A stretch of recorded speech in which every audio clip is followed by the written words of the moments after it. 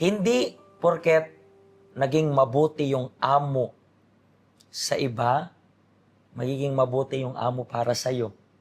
Alam niyo po na iba-iba ng amo meron sa abroad. Sa story natin for today, though inspirational yung story natin for today, pero mag-ingat pa rin kayo, utang pa rin yung salot sa buhay ng mga OFWs. Pero napaka-interesting kasi kaisipin ninyo, malaki na yung kinikita ninyo pero nababaon sa utang. And then yung mga kumikita ng minimum sa Pilipinas, minsan wala silang utang. Paano yun? Paano naging posible? Yan yung aalamin natin sa story ng ating special guest for today.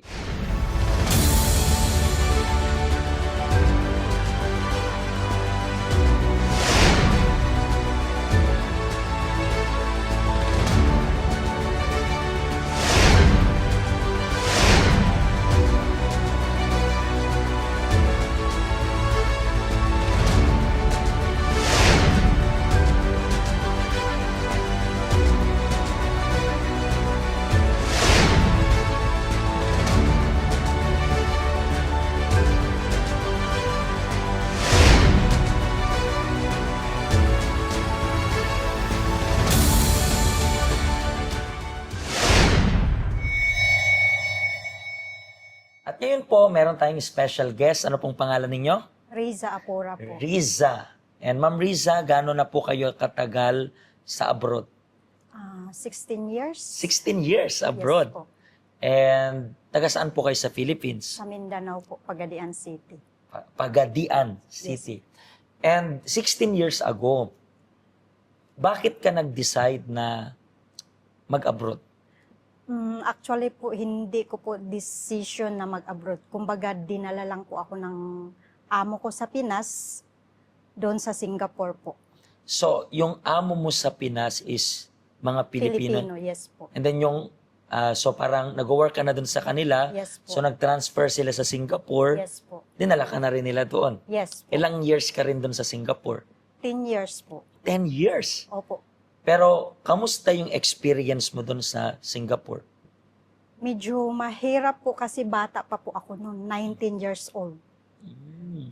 Pero hindi po ba yun, kunyari sa mga ganong edad, hindi po ba yun underage? Dati po kasi 2003 pa po, at saka tourist po ako na pumasok doon. So, okay pa po yun. Kasi pag once na tourist ka, papasok ka doon, tapos pagdating mo ng Singapore, doon ka applyan. Mag-process. Yes po, mag-process. So, para sa Singapore, mas madali kapag imbis na dito ka mag-asikaso, hindi ka papayagan kasi nga parang underage yes ka pa. Po, yes So, po. pumasok ka doon, 19 years old pa. Yes po. Napakabata. Yes Pero po. bakit tinanggap mo yung offer ng amo mo na yun? Wala ka rin ibang choice? Parang Kasi ganun. parang wala na po akong parents, tapos wala po akong asawa, so bahala na. Parang ganun po yung ano ko. So basically, parang inampon ka na lang rin nila. Parang Parang ganun. ganun po. Opo. Kasi kung wala ka ring parents, so sila na rin. And then dinala ka, so napakabata mo pa, and then tagal rin, 10 years. Ano mga naging experience mo dun? Yun po. Pero sa Pilipino na amo ko po is 3 years lang ako. So itong nagdala sa'yo sa Singapore, 3 tatlong years taon lang. Yes po, 3 years So lang sa 3 po. years naman na yun, okay yun kasi hindi pa rin. Medyo nahirapan po ako kasi mababa po yung sahod ko sa minimum na wage po ng mga helper po doon. So parang kinonvert niya lang yung sahod mo nung sa Pinas. Yes po, kasi po ang rason nila is sila yung naggumastos nung pumunta ako doon. So yun yung reason nila. Tsaka mahirap po kasi yung amo ko po napaka-demanding. Pati pagsuklay ng buhok, gagawin ko yun. As in, so... Ayaw mo ba magsuklay ng buhok dati? So, Hindi naman. Pero parang napaka-mitikuloso. Yes po, Parang kumbaga, lahat pinapansin. yes po. So, after 3 years po, nag-decide po ako na sabi ko, uuwi ako mag-asawa, pero naghanap na ako ng bagong employer doon. So parang dahilan mo lang na maganap ng asawa, yes ganun? Po, yes po. Pero as in, mag-aasawa ka naman daton o hindi naman talaga? Hindi naman po. Pero umuwi ka muna sa Umuwi Pilipinas. po.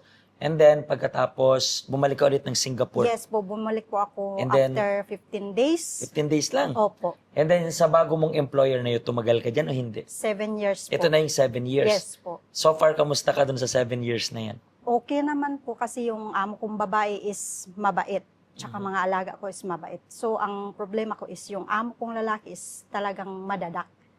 Talagang pagagalitan kanya kahit nasa labas Mhm. na may maraming tao. So, tiniis ko po yun for 7 years. Tsaka umuwi, at tsaka nag-asawa. Pero, paano mo nakilala yung asawa mo kung nasa abroad ka that time? Ano po kami yung online, parang Sa online game. penpal pa po dati. Pen pa, kasi wala Yes pa po. masyado. Yes po, wala pang internet dati. So, sulat-sulat. Ganun Sulat-sulat. po. Nice, Yes po, nice. for 7 years. So, pagbalik mo, hindi ka pa nag-abroad that time again. Nag-stay ka muna sa Yes Philippines. po. Mga ilang taong ka rin nag-stay sa Philippines? 5 years po. 5 years. Yes po. Tapos nagkaanak rin po kayo? Yes po. Okay, so pagkatapos noon ng Singapore, dito na sa Hong Kong yun. Yes po. Ilang years ka na dito sa Hong Kong? More than 6 years na po. More than 6 years. And bakit hindi ka na nag-try sa Singapore? Bakit Hong Kong na yung pinili mo? Kasi mas malaki po yung sahod dito. Mas mahirap na. Ilan na po yung anak ninyo? Dalawa po. So, mas malaki na rin yung gastos. Yes po. And then, napunta ka dito sa Hong Kong. And nakailang amo ka na rin dito sa Hong Kong? Isa lang po. Isa lang. So, Yes ito is, until now, Continuous. ito pa rin. Yes po. Pero ano yung naging pinakamalaking challenge mo dito sa Hong Kong? Yung nangutang po ako sa bangko. Pero bakit? Bakit ka na? Kasi po yung pag-apply ko po dito is watak-watak yung utang ko sa Pinas nung ginastos ko po. Yung proseso. So basically sa Pilipinas, magkano rin yung utang mo? Kung sa ano lang po sa pag-apply ko dito is nasa mga 70. 7-0. Yes Yeah. po. So 70,000. So para pag-isahin na lang yung utang, umutang ka na lang ng isa. Yes po. Magkano yung utang mo sa unang bangko? 10,000 lang. 10,000 lang. So anong sinabi? Magkano yung bayaran niyan? Nasa 10 months to pay po siya, Mhm. pero 1,000 plus po yung ano niya, yung babayaran monthly. So 1,000 plus yung... Pero nabayaran mo naman yun Nabayaran ko po within 6 days. within 6 days. Yes po. Paano nangyari yun? Kasi po, nung pag-uwi ko po nang galing po na umutang ako sa bangko, inopen ko po sa amo ko na umutang ako sa bangko. Pero ano yan? Bago-bago ka pa lang sa kanya that time or hindi? Mga 6 months, Sa 6 months 5 pa lang? months, mga ganun po. So, inopen mo na bago niya pa matuklasan, parang ganon. Yes po, kumbaga open po kasi kami. Mhm. So, inopen ko po sa kanya, sabi ko, Sir, umutang ako sa bangko. So, doon siya nagtaka, kasi nung first day ko po doon, sinabi talaga na huwag kang umutang sa bangko kasi ang laki ng interest. Tapos, nung sinabi mong umutang ka sa bangko, anong sinabi niya? Si Sir tahimik lang, pero si Ma'am po, doon ko po nakita yung galit niya as in na parang kung pwede niya lang akong... Lamunin Yes. yung buo. Yes. Inhamong ka na niya. Kaya doon ko na yung parang nagsorry na iyak ako ng iyak na kahit na nandyan yung mama niya, iyak ako ng iyak, nagpapaligo kami ng alaga ko kasama yung mama niya. Mhm. Parang tumutulo yung luha ko as in na nag-struggle ako. Kaya doon parang na-realize ng mga amo ko. After 3 days, kinausap po nila ako. Mhm. Na Pero binalaan ka niya lang ita-terminate ka dapat nila. hindi po. Hindi naman talaga. Hindi po. Mhm.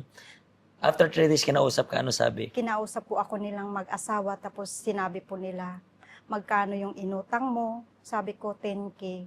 Sabi nila, babayaran namin yung utang mo, tsaka sa amin ka na magbayad. Kaya after... Para hindi lang lumaki yung Yes interest. po, yes po. Tsaka para wala na yung record ko doon sa bangko. Para hindi na rin sila tatawag-tawag if ever. Yes po. So, anong parang kasunduan nyo doon? Magkano yung babayaran mo sa kanya? Nakadepende po sa akin kung magkano yung babayaran ko So, napakabait monthly. talaga. Yes po. So, nagkaroon ka nitong mabuting amo. And then Yes. hanggang ngayon, nandito ka ngayon sa kanya. Yes po, yes po. Kamusta naman yung as of now? Kasi, syempre, 6 months ka pa lang yan. Iba pa yung way, no? Way. Pero ngayon na 6 years na, kamusta na kayo?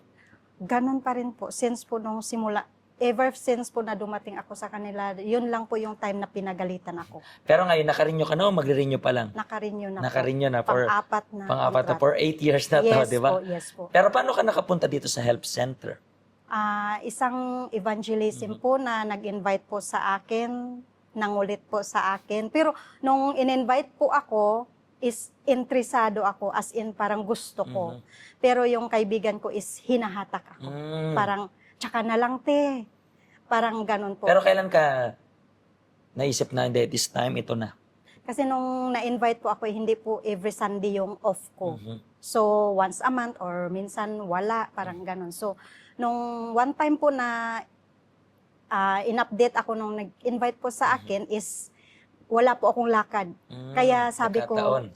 ko, sige, pupunta ako bukas. Pero magsimba muna ako ng sa Sa ibang religion, yes po, parang ibang magsimba. church. Pero inano ko po sa Panginoon na sabi ko, i-guide mo lang ako Mhm. kung ano yung gusto mo na gawin ko. Sige, So, ilang months ka na rin po, ilang years ka na rin dito sa help center? 10 months pa 10 lang. months pala. Within 10 months na to, alam natin napaka-short period of time. Yes. Paano ka natutulungan ng help center naman? Dito po natulungan po ako ng help center kung paano magpatawad, Mhm. kung paano i-let it go yung mga past na hindi naman dapat na hawakan. Mhm. Kung dito po natutunan ko po kung paano i-handle yung problema. Mhm. Ang laki po ng tulong para sa akin kasi dati po pag may problema ako is parang iniisip ko yung problema, pero ngayon po may peace of mind na ako. Parang let it go, parang Nasa kamay na ng surrender. Diyos, Yes di ba? po, surrender. Napaka-importante ng sinabi mo about yung peace of mind. Kasi maraming nanonood sa atin ngayon na maybe nawawalan po kayo ng peace of mind. Peace of mind kasi nakaka-stress. Hindi ko po sinasabi na pag pumunta kayo dito sa help center, automatically, magically, wala nang problema. Laging may problema. Kasama mo man yung Diyos, hindi mo man kasama yung Diyos, laging may problema.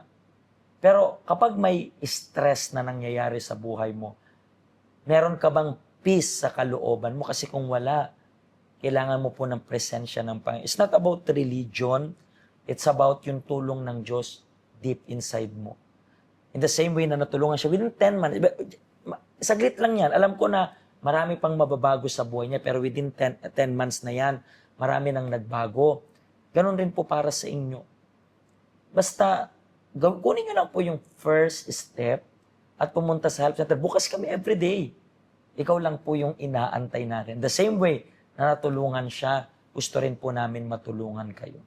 Maraming salamat po sa pag-special guest sa program natin. I believe maraming mga OFW na na-inspired sa story mo kasi katulad ng binalaan natin sila, yung amo mo, iba sa amo ng iba. That's Yes why, po.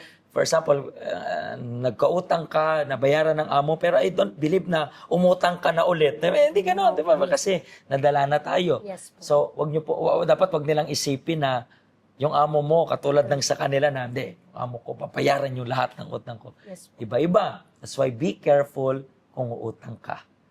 Pagpalain po kayo ng Diyos at see you sa next episode natin. God bless you po. Hello, ako po si Pastor Joshua dito po sa UCKJ Help Center dito po sa Hong Kong. At yung mga napanood nyo pong testimony ay mga testimony ng mga OFW dito sa Hong Kong. Pero I believe makaka-relate rin naman kahit nasaan po kayong bansa. Basta OFW. Ang help center po natin ay walang pinipiling religion. Base na rin po sa name, Health Center. Kung kailangan nyo po ng karagdagang information, nandito lang po sa baba lahat ng information na kailangan ninyo. Kontakin nyo lang po kami at magiging masaya po kami na matulungan ka, ma-assist ka, nasaan man po kayong bansa. Pagpalain po kayo ng Diyos.